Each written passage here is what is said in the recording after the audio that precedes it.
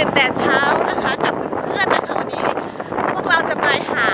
เห็ดนะคะตั้งแต่6 โมงนะคะตอนนี้6 โมงเช้านะคะนี่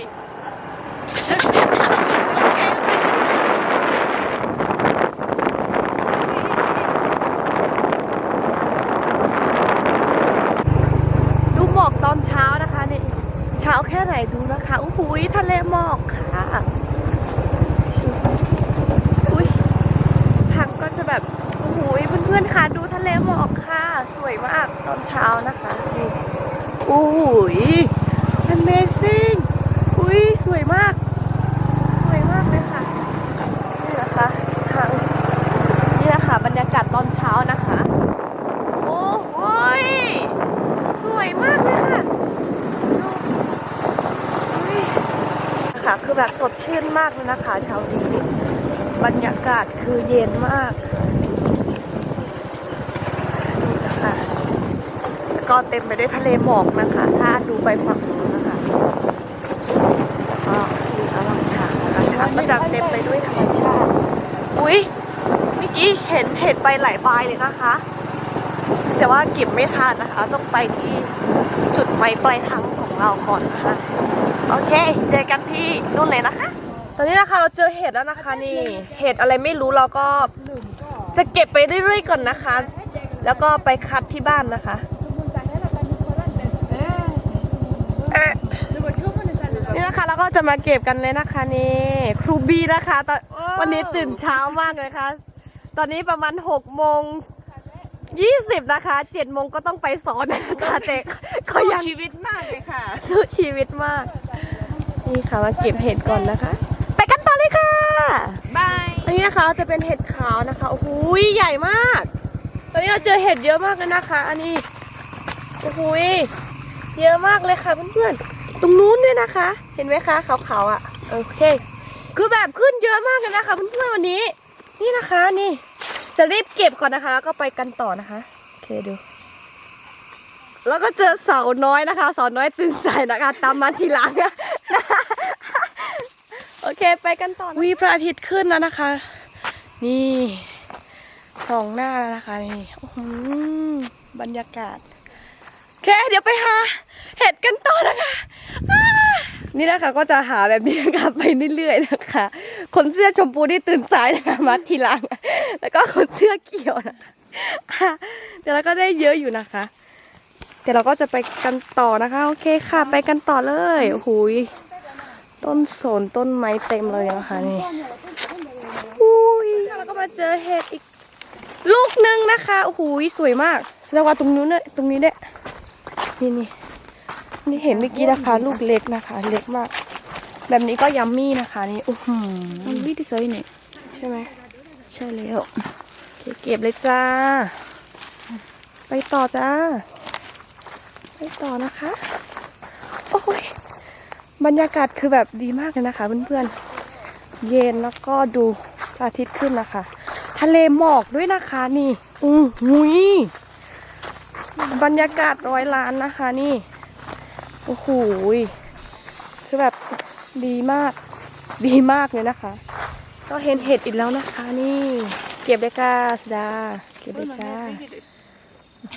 สวยมากเลยนะคะเพื่อนๆค่ะนี่นะคะ ลูกโสนคือแบบเยอะมากเลยนะคะนี่อุ้ยไม่ชัดนี่แบบนี้นะคะคือแบบเยอะมากนี่นะคะมีทั้งลูกเล็กลูกใหญ่นะคะหล่นเต็มเลยนะคะนี่อุ้ยเราสามารถที่จะไปใช้ประดิษฐ์อะไรได้หลายๆอย่างเลยนะคะนี่สวยมากโอเคเดี๋ยวเพิ่งจะเก็บไปนิดนึงนี่นะคะนี่เห็ดเหลืองนะคะสวยมากเก็บเลยมันใช่น้องเขาไม่แน่ใจนะคะเป็นเห็ดกินหรือว่าเห็ดแล้วก็สภาพก็สวยนะคะเก็บเลยค่ะสวยอร่อยค่ะอีเบนว่าลูดต่อพี่ก่อนทิ้งเฉยเลยนะคะน่าจะไม่สวยนะคะเห็ดไปกันต่อยเลยปล่อยเลยไปกันต่อเลยนะคะเห็ดเหลืองนะคะเห็ดอะไรไม่รู้นะคะแต่ว่ารู้ว่ากินค่ะกินได้นะคะโอเคไปกันเลยโอ้โหใครกันนะ โอ้ย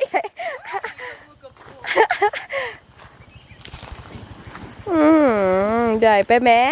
ใหญ่ปุยมุ้ยใหญ่ปุยมุ้ยโอ้โห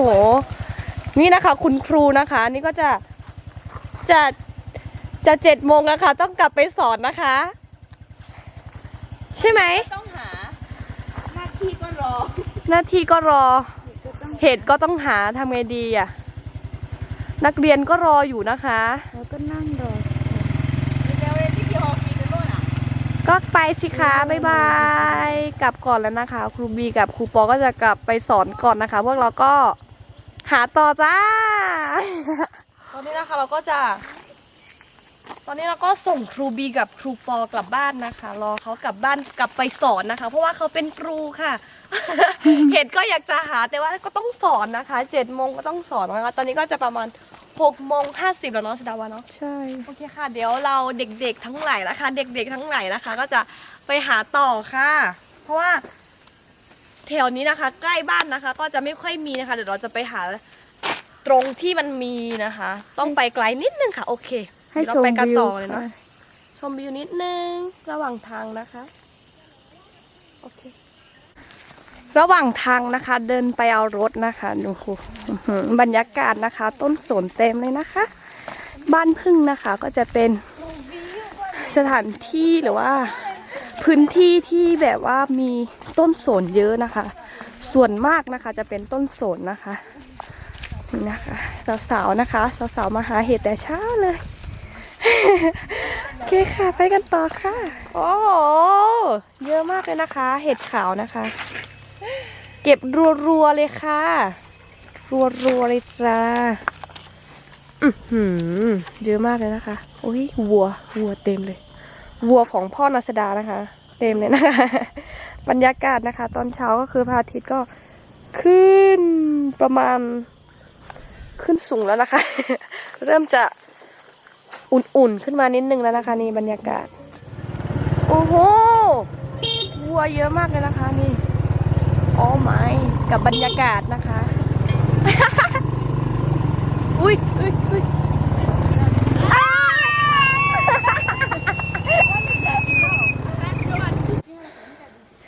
นี่นะคะ เห็ด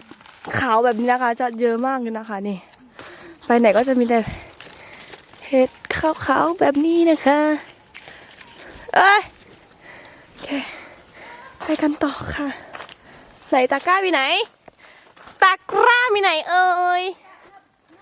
นี่นะคะป่าแบบป่าลึกอย่างนี้เลยนะคะ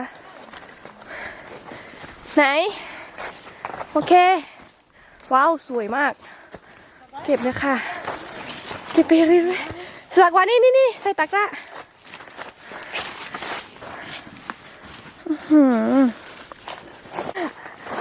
ก็เดินไปเรื่อยๆนะคะก็เป็นการออกกำลังกายตอนเช้าด้วยนะคะไม่ใช่แค่หาเห็ดอย่างเดียวนะคะดูสิค่ะเพื่อนๆบรรยากาศคือแบบเต็มไปด้วยต้นไม้แล้วก็บรรยากาศแบบอากาศก็คือแบบเย็นมากเลยนะคะก็เหนื่อยนะคะโอ้ยไปค่ะไปกันต่อค่ะไปเรื่อยๆเลยเหรอโอเคใบไม้คือแบบกว้างมากเลยนะคะเนี่ยเพิ่งเด็ดมานะคะนี่เพื่อนขานี่ใบไม้ยุคไดโนเสาร์แน่ๆเลยอ่ะเพื่อนๆดูสิคะมันใหญ่มากอ่ะหุย Amazing มากเลยนะคะนี่หุยไปกันต่อค่ะโอ๊ยตอนนี้นะคะเราก็หิวมากนะคะรองท้องด้วยผลไม้นะคะผลไม้ป่านะคะนี่ไม่รู้นะคะว่าเขาเรียกว่าอะไรแต่ว่าภาษากะเหรี่ยงเราเรียกว่าปึกคือนะคะอุ้ยหวานอ่ะหวานเนาะอร่อยผลไม้ป่านะคะอร่อยมีหลายสีนะคะมันจะมีสีเหลืองกับสีส้มนะคะโอ้นี่สีเหลืองนะคะอุ้ยสีเหลืองมาดาเก็บให้หน่อยเก็บเลยเก็บรัวๆนะคะอันจะเป็นสีเหลืองนะคะเมื่อกี้เป็นสีส้มนะคะเดี๋ยวขอดูหน่อยสิไม่ชัดอะ ไม่ชัดนี่นะคะ ช้า โอ้ย จะแชร์ สีเหลืองนะคะ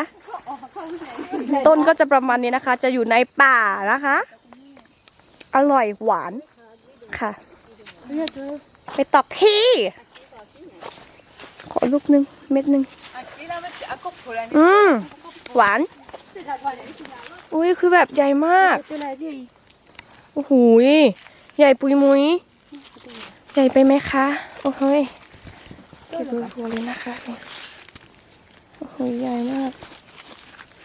ไปเลยค่ะขอเรื่อยๆนะโอ้โหยอันนี้คือแบบสวยมาก อันนี้เห็ดอะไรอ่ะเห็ดแดงเหรอไม่เห็ดอะไรไม่รู้นะคะ เราแต่ว่ารู้ว่ากินนะคะ กินได้นะคะ สวยมากเลยค่ะนัสดาเก็บไปเรื่อยๆนะคะ